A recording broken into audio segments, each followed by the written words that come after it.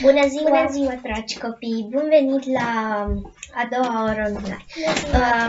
Data trecută s-a întâmplat o chestie foarte ciudată și mi se pare că F4 n-a fost corect, dar e pe cine a zis că este F4. Acum trecem peste. Trebuie să trecem peste. Ok, suntem la ora de română.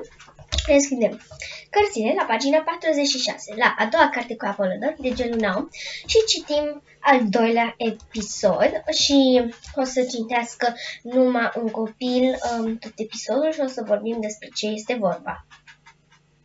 Ok, haide! Da, tu!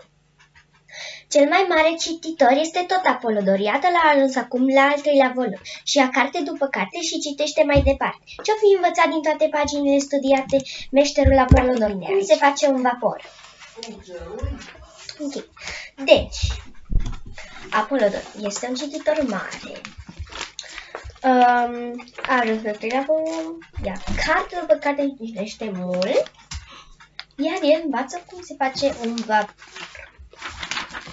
Ok, sper că ați înțeles astăzi, pentru că știți că noi nu facem orele lungi, facem numai cât să vă explic.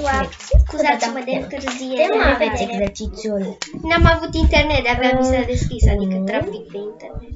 2 și 3. Da. Ok. Ne vedem mâine.